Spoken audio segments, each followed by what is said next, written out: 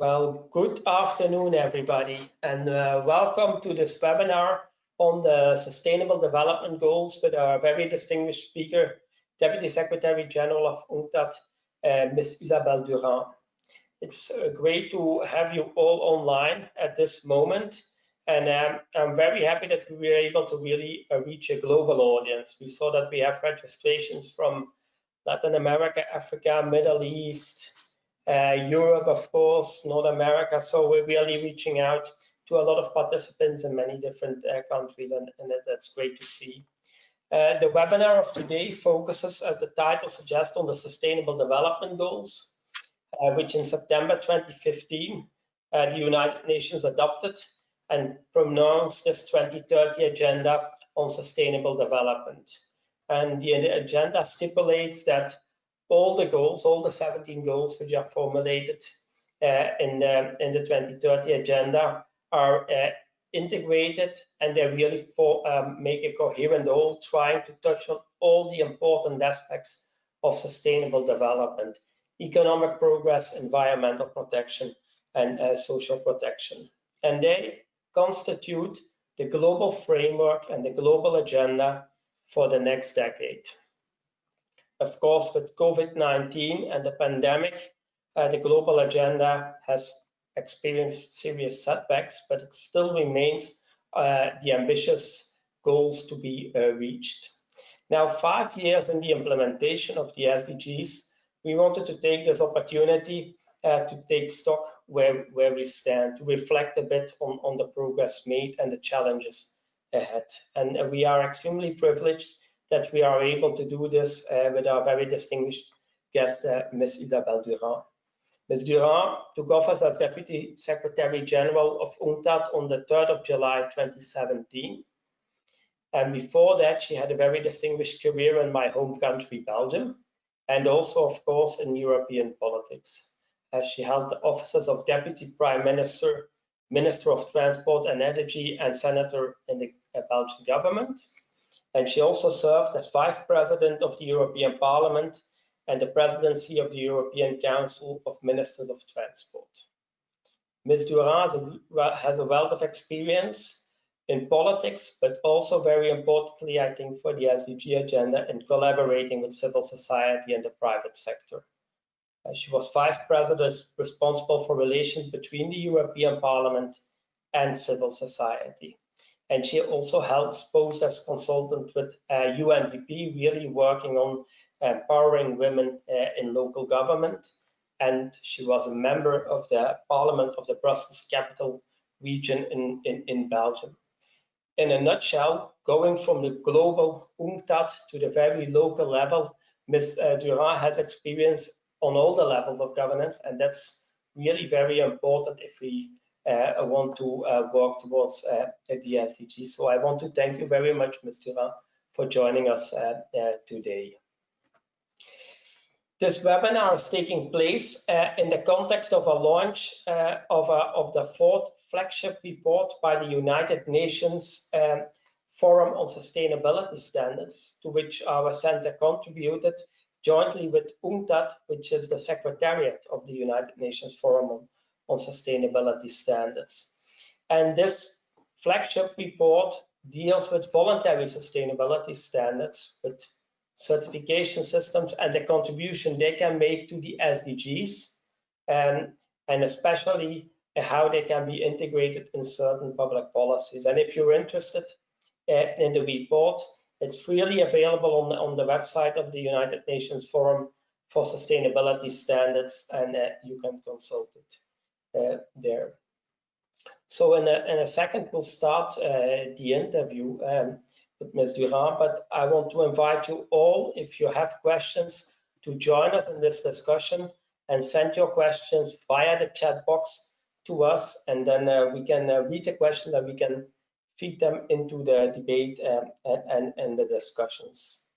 So there's on your right-hand side in the viewing pane of the webinar software a little icon which says chat. Just open it and type in your questions and reflections, and we can take them on board. If we are not able to take them all on board, we will convey the reflections and questions to the office of Ms. Durant after the webinar.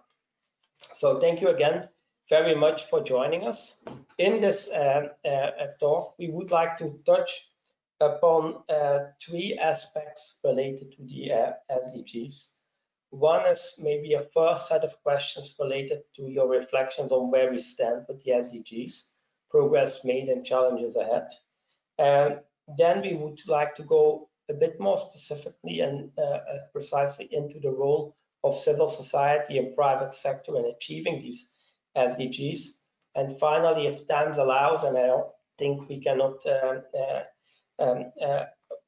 do without it at this moment, we need to reflect a bit on what is the impact of the COVID-19 pandemic on the global agenda and on the sustainable development goals. So maybe to start off with a series of questions on where we stand concerning these SDGs. What are, according to you, the main achievements made so far on the SDGs at the global level? A big question. First of all, good afternoon to all of you, or maybe good morning for those in another part of the world. And I'm happy to be here because I think that it's really important to exchange also with students, with interested people regarding SDG issues, because we are now in a very, very specific period with COVID-19. We will come back to that. What happens when you remember in the beginning when SDGs were adopted in 2015, it was a big decision and a great enthusiasm regarding a global agenda or a universal agenda. And it stays the case. Nevertheless, we have a lot of problems and difficulties. What I feel concretely, it's really that it is a cement between the different member states of the UN.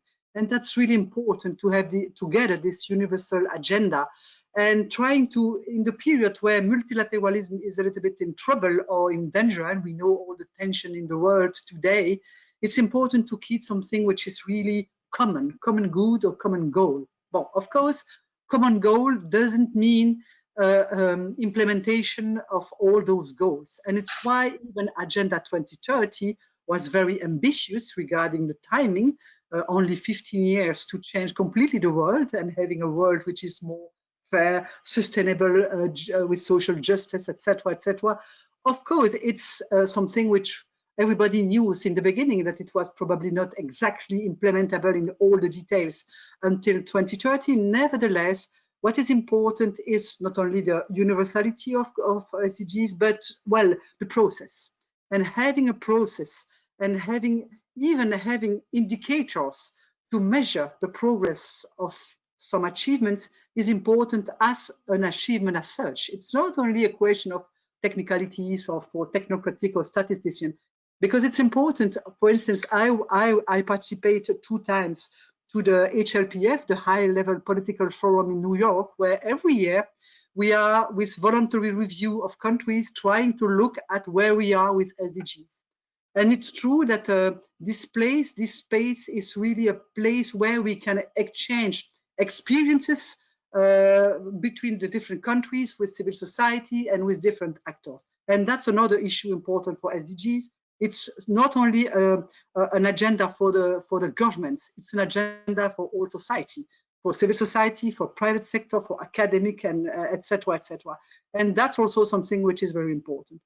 We know where we are today. It's difficult to present a real summary of all the what we achieved. But if you look at, for instance, extreme poverty, it changed a lot. It changed a lot. We declined considerably from around 740 million in 2015 to 640 million in 2018. Bon, we have to be fair. It's also because it happened especially in China. Not everywhere in the world extreme poverty is declining. It's especially because China achieved this goal on a big scale. Nevertheless, some trends are really measurable, and we have seen, for instance, it's difficult regarding women or gender issue because there is a lack of disaggregated data, in gender, but we see that there is on the representativity of women a big effort, which was down since the beginning of the agenda. So there is a lot of things where some progress were made, sometimes in some specific fields, sometimes, for instance, vaccination. We are speaking about the vaccine for COVID-19, but all the vaccination took place before regarding some specific sickness where we have no big progress in this case. So I think that the process is ongoing, imperfect regarding the way to measure it, but we have now on UN level really the set of tools that we need in order to measure the progress. We will come back to COVID-19 because of course that's an event which changed completely the progression in achievement of SDG. Okay, thank you very much. So that's already indicating a very important part of why we have this global agenda and bringing member states together around a global agenda. What are, according to you, some of the main challenges which lie ahead in with regard to achieving the SDGs? Well, it was, of course, a very ambitious agenda, even before and prior the COVID-19. But we know that we have seen also something which is very an enormous concern is the progress of inequalities, and that's also something which is not exactly in the good path, and that's of course was exacerbated by the COVID-19. And we know that all the trends existing before COVID-19 were exacerbated by COVID-19 as such. We know that we have also the climate change issue, which is no longer a question for some specialists or even for the IPCC. It's really an agenda for all of us, and the Paris Agreement took place more or less just after the agenda. Those different challenges are completely interrelated. And that's also something which is complicated in the UN system and even in the government. My experience shows me that sometimes the silo are also, even in a small municipality, you have small silo between the different departments. And on the UN, on the universal system, of course, we have to work on the combined approach of the different aspects. And the SDG, it's not only 17 SDG, they are all related to each other. Okay, thank you very much. I got a question and maybe related to these first points by Aldrin Lauren Chan, who asks whether there's a different role to be played in this SDG agenda by developed countries and by developing countries. And if there is a different role to be played, how do you see this? I think that that's really the big originality of SDGs. It's a universal agenda, even for developed countries. And we know that developed countries has also challenges regarding poverty, inequalities, of course, in another dimension than developing countries. Nevertheless, we have a lot of things which are, of course, to be improved in order to achieve the SDG, even in the developed countries. And I think that this dialogue between developing and developed countries on equal level, I mean, even the levels of the indicator are different. They are speaking together on what they have to do in order to achieve some specific SDG which are problematic in their country. And I think that that's really the big specificity. It's not a development approach like north-south or even south-south. It's really something which is in the hand of all of us, and all of us have to prove or to show that they did some progress, for instance, in for human rights aspect or for specific issues related to environment or social protection, etc. Of course, we are not on the same level, and we have seen that with COVID-19, that the consequences are not the same, even if we are all busy and concerned by the COVID-19. So I think that that's one thing. The other thing is the question of who pays for SDGs, and who pays. By the donors are paying for the other with some rules, ODA, etc., etc. And it's true that it requires also an important approach on which SDGs are in each project that we submit to a donor, in order to show this project would help to, I don't know, which specific SDG. So in UNCTAD, for instance, we are using SDG to design the programs in order to show, okay, we are trade and development, which means a broad range of issue. Nevertheless, we try to identify in each program which SDGs are, and it's important for the donors to know that SDG, I don't know, 2, 3, or 4 are really potentially in the program if the program is implemented correctly. Okay, thank you very much. You already touched now upon how the SDG agenda is also influencing the work UNCTAD is doing. Can you maybe go a little bit deeper into that? How did the SDGs transform, let's say, the strategy or the objectives of UNCTAD? So UNCTAD, really, SDG is for us really a very good support in order to really help us to combine all our different programs. And so I just mentioned, yes, we are using SDG in each program of technical cooperation, or even for the research. You know that we have in UNCTAD 3 pillars. One pillar is research, another one is technical cooperation, and the third is consensus building. And in those 3 pillars, we use SDG as really, well, an indicator or a way to show where we can go for each of SDGs. And we are, of course, more dedicated to some SDGs. Or for instance, industry, the SDG 17, SDG 8 are more important for us because we are more dedicated to that. But it's true that we try to combine different SDGs in order to really mobilize our programs in order to help the developing countries to achieve or in the path to achievement of SDGs. And it's true that even in a sister organization, WTO, which is not a developing organization, it's a multilateral trade organization, even then, they also include SDGs as part of the roadmap, if I could say. And for instance, you know that we have, the member states have a big discussion now in the WTO about fisheries and how we avoid overfishery and all the problems that it could have on the small producers and environmental problems. Well, there is no agreement at this stage, and I hope that it will be the case, but I'm not sure, because that's big countries who are reluctant to have an agreement. But it's true that that's the SDG 14 on sustainable oceans. It's really related to trade. So it's why all our organizations, all our programs are, on a way or another, totally involved in the SDG strategy or the SDG implementation.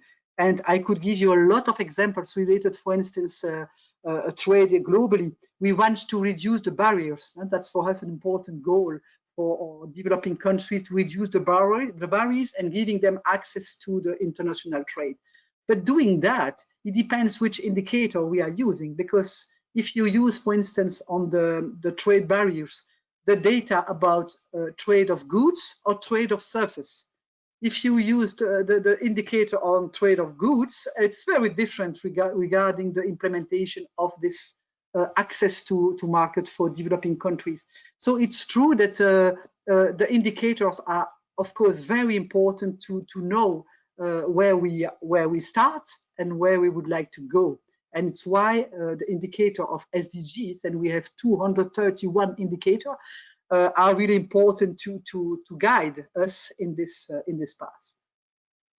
Thank you. We're getting also some questions related to some of the specific SDGs and what UNCTAD was doing, and you already touched upon trade and SDG 14 on life below water. But Christina Carletti from Roma II University asks whether UNCTAD has a specific perspective or strategy on SDG 5 with regard to gender and equality, and how you integrate that. Thank you for this question, because that's close to my heart. It's true that we are working a lot also with UN Women, but in order to work about trade and gender, it's not too different. It's not completely neutral. Trade is not neutral. In the past, I think that a lot of trade people consider trade as a neutral system. without any link with gender. It's not true. And depending of the sector, depending of a lot of choice regarding free trade agreement or trade agreement or cross-border trade, etc., we can touch upon women or gender aspects. So it's why we started and we try to impulse a decision in the WTO about gender issue in the trade agreement. Well, it was not easy to have an agreement, so finally it's only a declaration of member states. But after this declaration in Buenos Aires 2 years ago, we did a lot regarding disaggregated data, because it's easy to say, okay, we want to change that. But if you doesn't have access to disaggregated that how could you measure if you encourage, I don't know, fisheries sector? If it is a sector with only men, and especially when the sector is informal, there is no data about informal sector by definition, and of course not disaggregated data. And it's why we try to encourage member states and especially developing countries to develop that. We are very active also on the methodology, because it's not so simple to identify disaggregated data, because it's easy, for instance, in the EU or the European Union or in the developed countries. Okay, we have a lot of data, but it's really a big challenge for developing countries. And I have to admit that it's difficult to ask to donors to finance or to support financially a country in order to build a good statistic architecture. It's not very sexy, if I could say, for donors to pay for statistics. Nevertheless, I think that it's a key issue in order to really change the situation and try to show how trade could encourage or discourage the promotion and the activity of women, or equally men and women. So yes, it's really becoming a real issue, and I can ensure to you, or I don't remember her name, but to the woman asking the question, that we are very active on that. And we have now in each report and each program a gender marker. Each program, how it changed or how it improved the gender equality. So that's something becoming progressively the DNA, if I could say, of UNCTAD, even if, of course, it's not always the case, but well, we are doing a lot and we will continue to do that, because I think that it's a key issue. Thank you very much. Now we covered the broad area of the SDG and also important of trade therein. Now I want to come to some questions related to the role of the private sector, civil society in achieving the SDGs. And maybe to start off with, why are, according to you, public and private partnerships and the private sector involvement in the SDGs and in the implementation of the SDGs so important? Well, of course, it's so I said in the beginning, SDG is not only the agenda of the government, it's a global agenda for all of us. It means also civil society and private sector.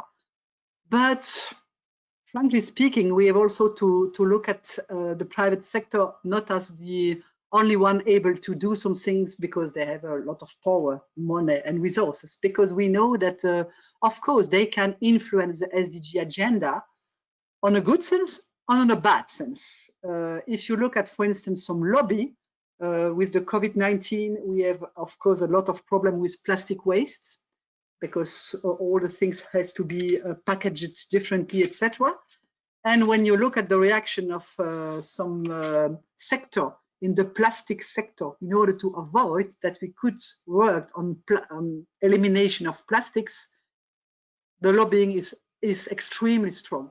The same for the fossil fuels. We know, and everybody knows, and that's in the SDGs, included in the SDGs, that we have to go out of the fossil fuels. Of course, subsidies to fossil fuels is already existing, and I think that it's not, and I'm not sure that COVID-19 will really help to change that, because sometimes the post-COVID is not exactly, could not be exactly what we would like to, that it could be. So it's why, of course, the private sector have a lot of capacity to influence, to change, and especially through voluntary standard. And I know that a lot of companies in the private sector would like to participate to that and be part of it, and they are, definitely. But I think that we have to avoid to be a little bit too much, how can I say, idealistic, and try to work with the private sector willing to do something concretely and strongly, and avoiding window dressing in order to really achieve the goal. But I think that the private sector could also change or help to change the agenda. The agenda setting is also something that they could influence. The negotiation, the implementation, the monitoring, because it's important to monitor the thing, not only to decide to do something, but to look and to assess if it is really the case or which are the result of what you start. And it's true that when you look at the digital era that we are living in, it's true that digitalization helps us regarding transparency, regarding capacity to let known all and share all the things.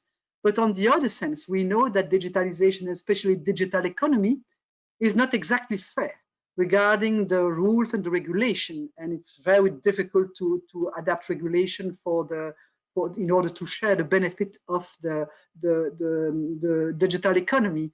And it's really related to the essence of digital, which is multi-stakeholderism, where the state is a little bit out of the scope, or one player within the other players.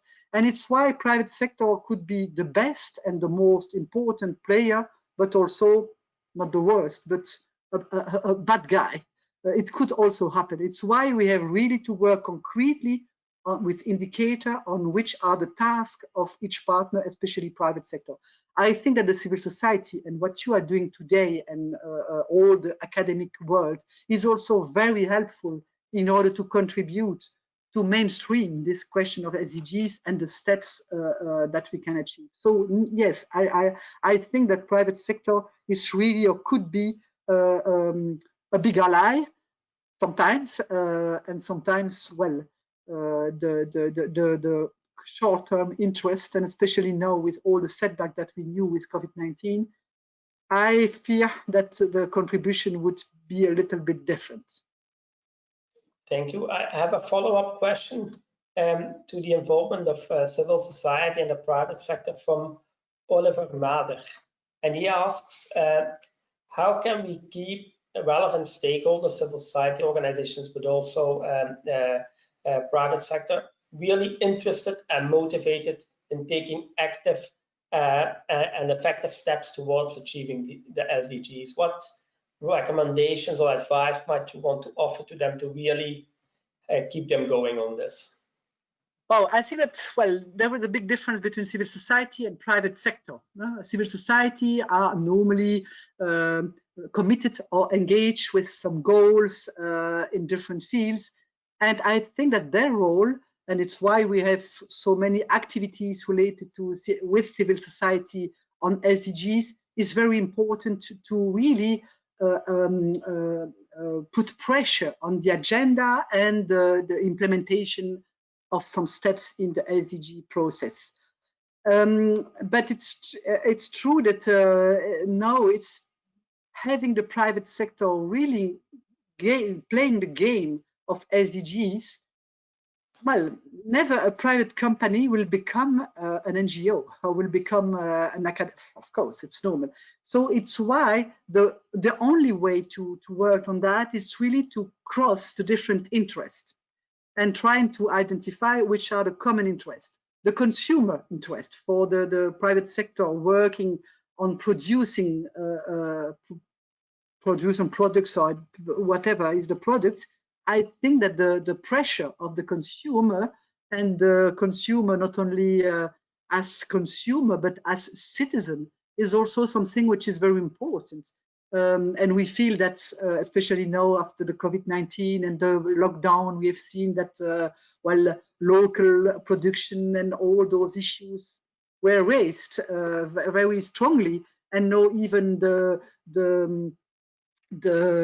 distribution sector and especially the supermarkets now are involving that in their own strategy. So it's, of course, it's not perfect because there was a lot of problems also with certification and information of consumer, etc. Nevertheless, I'm sure that when there is a kind of combination between the pressure, the think tank and civil society issues, putting on the table figures, problems and pressure, the consumer and the citizens through their consumer activity, but also the private sector willing to attract new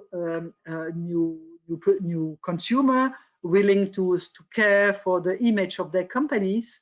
We have to work on this nexus between the different interests. That's the only way to do, because they will not do that automatically, and because the world is not done like that.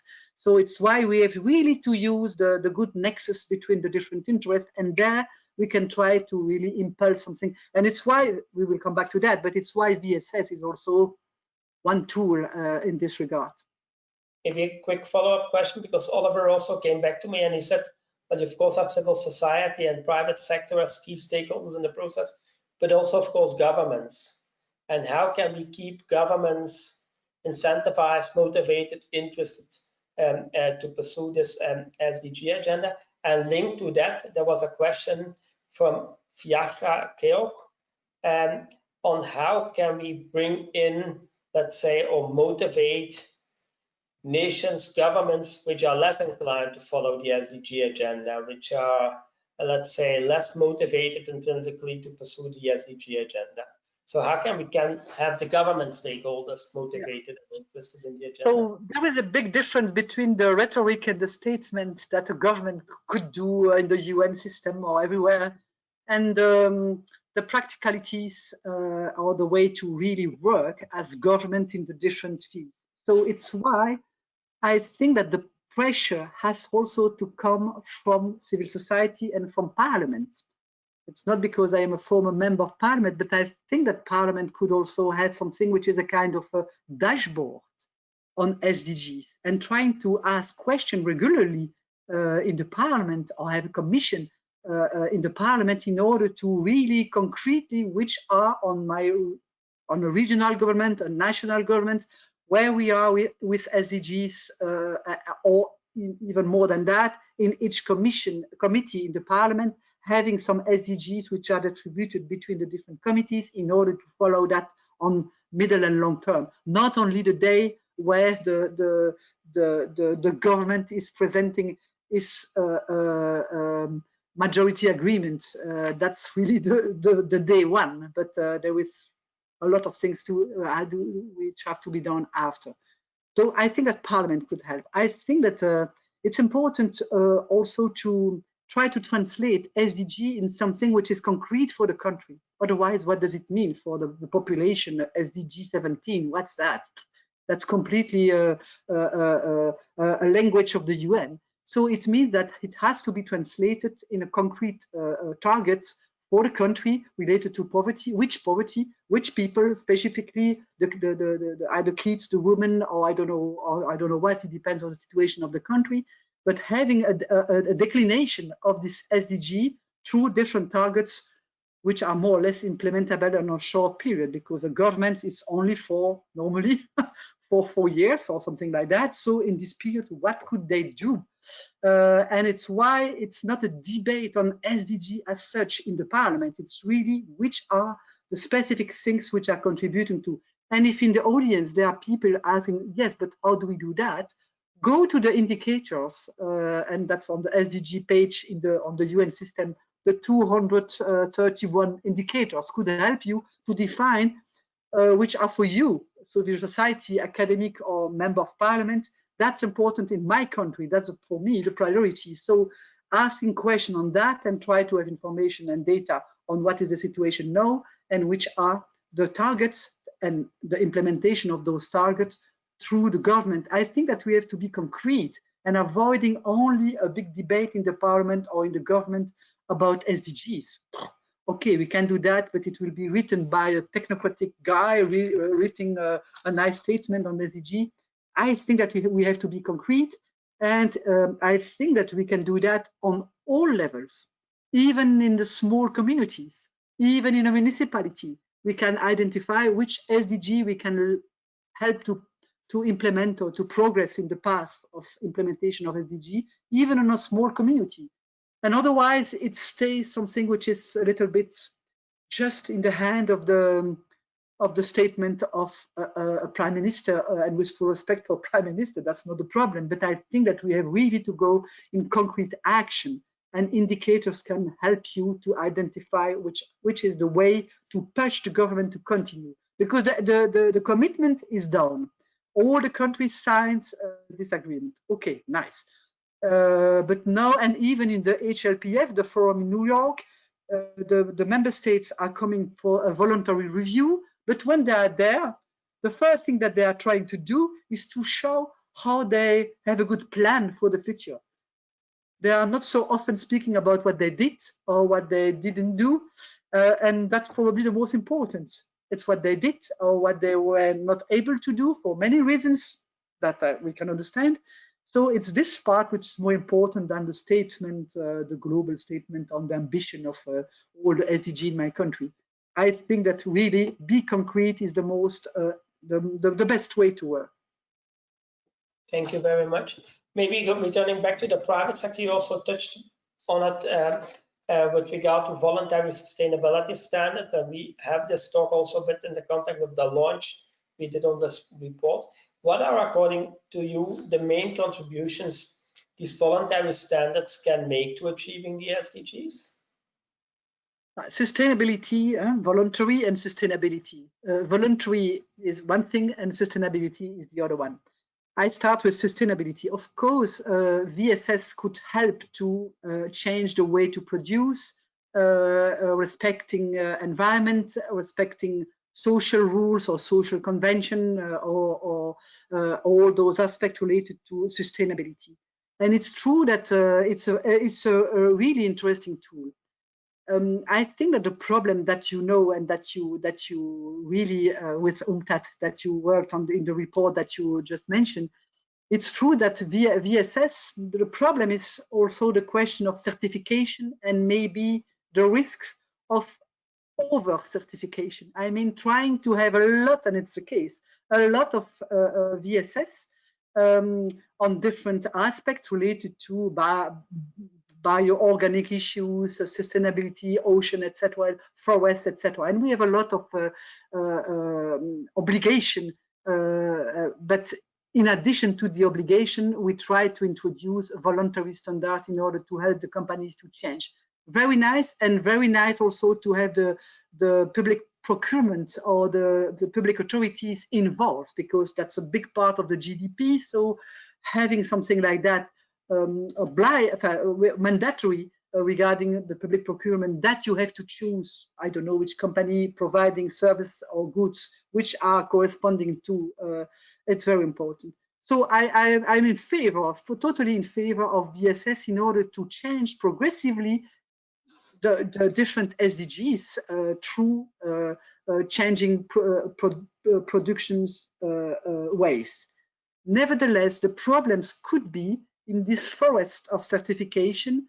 Well, first of all, over certification, but also the smallest producers could be easily excluded of that, not because they refuse to, but because certification, there is a cost. It could be very expensive for small producers. There is a problem of assessment of the quality of the certification. How do we monitor? So the credibility of VSS depends also of the quality of the monitoring, assessment, etc. Because the consumer is a little bit lost with all those certification which are mandatory, I mean the rules, and which is sustainability standard. So I think that it's a very interesting tool, but also something that we have also to change or to help to adapt to the reality in order to avoid to multiply the number of VSS or to exclude a number of producers unable to satisfy. For instance, I tell you, I was in Peru just before the confinement because we have a program on biotrade. And I met very nice, because Peru is really committed to that. And I met companies working a lot on what we call, on dit en français, les compléments alimentaires. So it's really what you add to the food in order to increase the quality of food. And you know that there is a big market now, especially in developed countries, for people with some disease or problems, and they try to have those products. But it was very difficult for them to have access to the novel food system, which is the European market, and they are so committed to protect biodiversity. So they are doing that very well. That's really a way to protect on long-term biodiversity, but trying to use it as an economic asset in their own economy.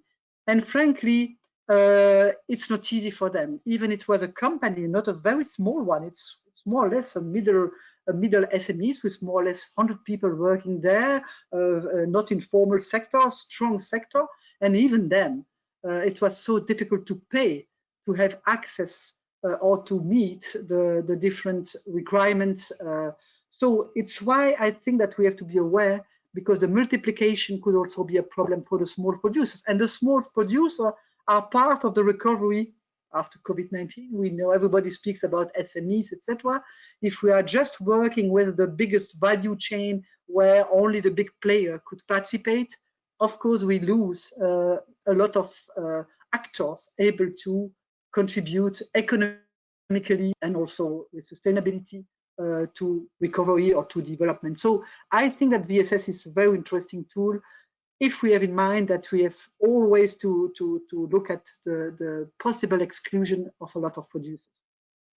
Thank you very much. Would you have, let's say, any suggestions on how to deal with the cost issue? Because it's indeed costly to get VSS and certification, and how we would possibly deal with the proliferation of initiatives and labels, making consumers a little bit unaware of which ones to trust and which ones to ignore? It's not easy, because of course we say when you speak about taxation, too much taxation kills taxation, or fiscality. So it's the same with certification.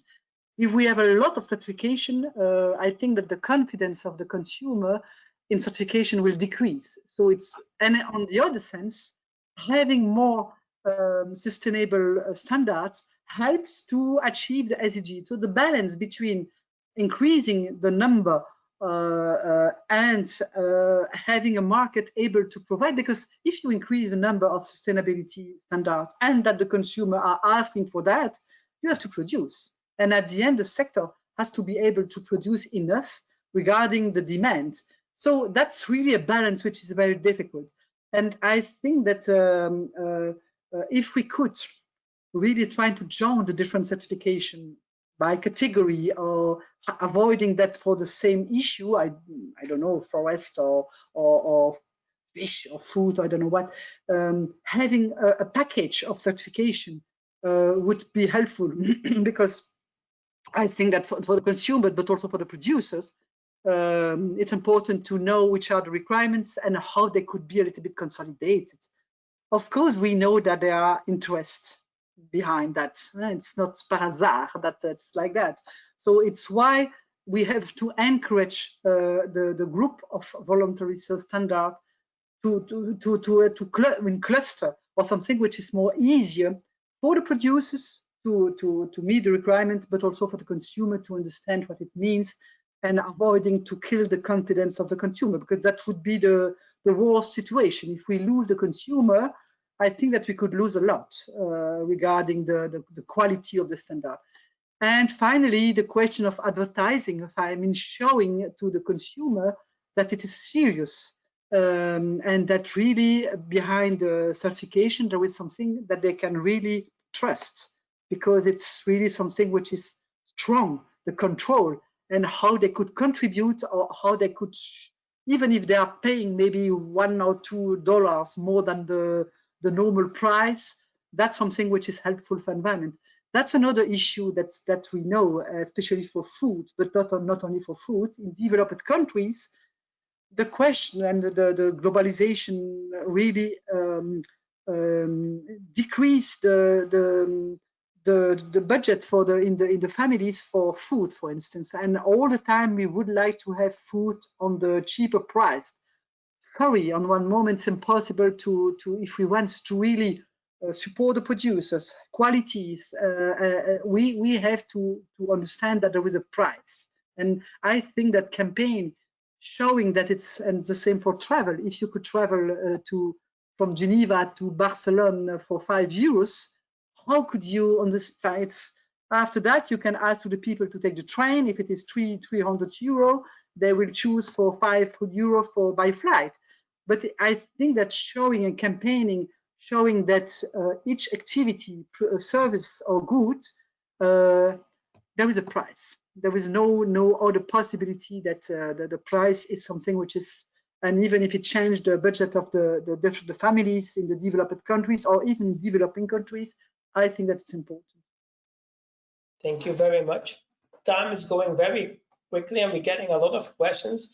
Before I single out a few additional questions, I want to get into the impact of COVID briefly, because as we all are aware, and this is really a global pandemic which hit us all across the world. How do you see, what is the long and short-term impact, according to you, of the COVID pandemic on the SDG agenda? Not a good effect, for sure. But I will not give you all the figures. Unprecedented crisis, etc., etc. You could find all the figures, and UNCTAD did a lot from the beginning, trying to have some forecast on poverty, trade flows, etc., etc. So it exists. I will not repeat that. We know, in any case, that it's really worse than the crisis of 2008, and that the setback that we are experiencing now is really dramatic for developing countries, especially for developing countries. And also because for the SDG achievement, I spoke about the financing of development and development of SDGs. When you look at the setback and you add to the setback the fact that even in the developed countries, the relief and the relief package that they provide to their companies, etc., everywhere is so important. That is for sure the ODA will decrease in the next period. The remittances, which is so important because you know that remittances from people from the diaspora is more important than development as such. And the remittances will also decrease because it's simple to understand that even in the diaspora, they were hit or affected by COVID-19. So the third issue is the debt issue, and it's true that developing countries with having not the capacity to help the different sector, etc., and to support activity in their countries, the service of debt become something which is huge in the budget of the state. So we have a lot of really negative discrimination for developing countries. And it's why the SDG agenda, which is key for developing countries, it's key for all of us, but it's of course key for developing countries, is today really in danger. So it's why we will not say that it's finished and that we have to forget SDG, of course not.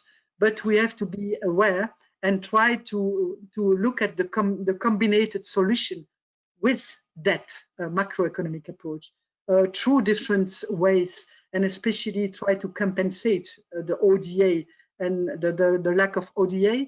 For instance, you know that it's a bit provocative, but Mr. Bezos, the CEO of Amazon, won in 4 months of lockdown, three times the amount that we could dedicate it to development. So, frankly, I'm a member of an advisory fund, an advisory board of a fund in the UN in order to help the recovery, etc., for developing countries.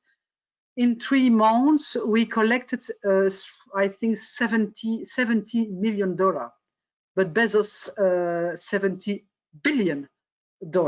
in the same period. So sometimes we have to have in mind that, of course, there is a so big unbalanced situation between the benefit in some specific sector and the situation on the ground, on the field.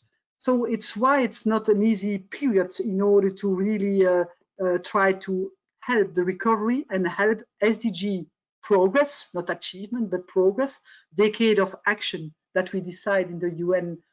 I'm not sure that it will be, of course, the case 10 years. Even before COVID-19, it was not obvious, but after COVID-19, of course not.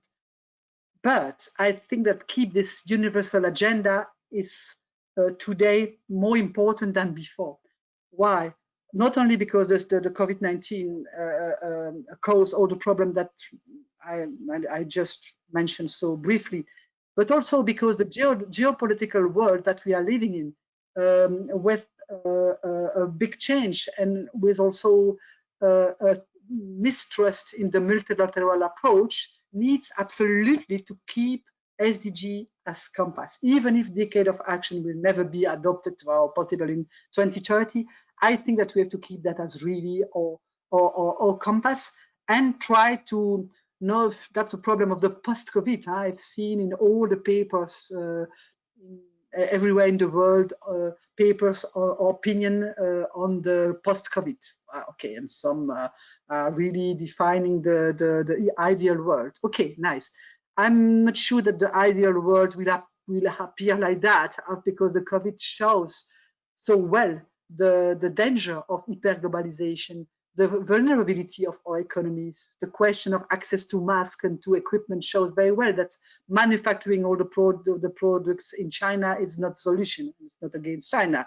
It's because too big concentration. So we have to change. The global value chain has to change to be maybe reduced or regionalized. So there was a lot of things that we can try to do in order to help also SDG achievement. But it requires will, political will, not only statement, and it requires also resources, and that's another problem that we need. Yes, thank you. In relation to that, there's coming some questions in which basically touch upon whether COVID might actually create some trade-offs between different SDGs. You started the talk with also highlighting the importance of tackling climate change. With COVID, of course, we have an enormous economic downturn, and one of the preoccupations is really to try to get the economy up and running again. Do you see that there might be some danger? Dominique Simonelli asks whether there might be a trade-off, for instance, between SDG 13 on climate action and SDG 8 on economic growth, or SDGs related to innovation and infrastructure? No, I agree that that's maybe there is a kind of momentum where we could really try to combine different SDGs. And it's true that it appears more clearly today what UNCTAD mentioned before in the previous reports, etc., that we did, that yes, circular economy or questions related to climate change as an opportunity to develop or to change fossil fuels, etc., etc. It's true that we have tried to combine the question of climate change, which it's really something that everybody's everywhere in the world measure the importance of climate change, that we have to limit to 1.5 or maximum 2 degrees. And I take the example of tourism. Tourism is an economic sector.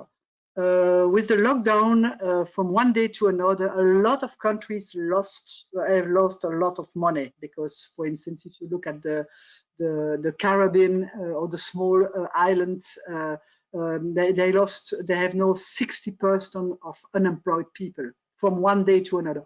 How could you manage that? So it means that at the end, you cannot go back to the previous situation with the big cruise and all those aspects which were completely unsustainable regarding climate change. But how could we combine environmental and climate approach in the tourism recovery? Because we need tourism recovery for economic reasons, also because tourism could provide a good opportunity for cultural exchange, etc. but only the aspect of economic development of some specific countries, we have to link one and another. And that's really the biggest challenge. And sometimes I have to admit that it's easy to do that, or easier to do that, for instance, where we discuss with European Union, because they are more advanced in this perspective with the Green New Deal of the Commission, etc. When you speak to some traditional economist or to traditional government, and without any moral judgment on that, but I mean because they did like that in the past, it's not so easy to convince them. And I think that one more time, the support can come also from the civil society, showing through small initiative how it could be a benefit to do both environmental or climate change approach and economic development. And I think that we have also to look as a trade organization, trade and development organization, how trade will be affected by climate change. Not only how climate change will affect trade, but I think that trade will change in the future. And if you look, for instance, well, that's maybe a little bit not exactly based on study, but when you look at commodities, and when you look at, for instance, that mangoes could be provided or produced, I don't know, in Siberia, j'exagère un petit peu, but well, I think that it will change the commodities market. And that's a big part of the market in trade for some countries. So, but of course, it's an exaggeration, but I think also on the root of trade, when you will have some change in the route of trade, I think that it's a way to look at climate change, not only through the perspective of protection of environment, but through the perspective or the lens of economic interest of trade. And I think that we have to do both in order to convince the most reluctant, not reluctant in the speech, because no one statement will not speak about climate change. It's now everywhere, every time, in each statement, but in action. That's another issue. Thank you very much. We are running out of time, and I still have a lot of questions. So I cannot deal with them all, but I just wanted to end off maybe one brief, small question, which we got from Hyun-Min Kim from South Korea. And she actually noted that we work and know a lot about the SDGs and talk about it, and it's a little bit now getting into our DNA, but she noticed that for many people in Asia, the SDG agenda is not known at all. And she asked, what can we do to raise public awareness on the SDGs? That's what I just mentioned before. I think that it's true, and not only in Korea or in South Korea, it's everywhere. Even in Belgium, I'm not sure that if I'm speaking in the street about SDG to, I don't know, in the tram or in the bus, I'm not sure that they will know what SDG is. So it's why I think that really, whatever is the big speech about SDG, it's really to target some different aspects concretely for the people in their own environment, that they could really try to feel as close to them. Close to their preoccupation or close to their commitment for the rest of the world, because that's not only my region, my environment, but it's also how I can help my environment, my direct environment, and help or support the external world. So I think that it really has to be translated as concrete issues for the people. Otherwise, eradication of poverty, who will be against? Frankly, who can be against eradication of poverty? Or quality of ocean, who could say, no, I'm against the quality of ocean? Everybody will agree if they know what it is, and it's not enough to know, and even to know, it's not enough. You have really to translate that in concrete targets on the ground in order to show the relevance and the importance to do something concretely in your country. So frankly, avoid to use the report. Of course, I'm a UN people, so I like those reports. Huh? I'm really a fan, but that's not a tool for the people, the simple people. That's a tool for us, but we have to translate that in concrete action. Okay, thank you very much for this wonderful talk and your insights on the SDGs. I'm afraid that's all we have time for today. Maybe a very small moment for me to make a little bit of an advertisement from our side as well, because we get a lot of questions on where to get more information on the SDGs to raise awareness. And that's just to highlight that at the University of Leuven, we made a MOOC on the United Nations Sustainable Development Goals. And we already ran it two times with more than 4,500 participants, but we will launch another round of the MOOC from the 26th of October onwards. And if people want to learn about the SDGs, feel free to tune in and register for our MOOC, which is free, and you can actually learn on each individual SDG where we are, what it is, and where we are going. So, Ms. Durant, thank you again very much for your time and being available to talk to us. We hope we can stay in touch. And on behalf of the Leuven Center and on behalf of all the participants, I want to thank you very much for your contribution and insights. It was a pleasure, and count on us to continue and to provide reports, information, data, etc. And if your participant has question or something like that, don't hesitate to go on the website of or to send a message or asking question about some aspect. We are really open to collaborate with you and the audience of today. Thank you very much. And wishing everybody a nice afternoon, morning, or evening, wherever you are, and make the best of the day. Thank you. Bye-bye. Okay. Bye-bye.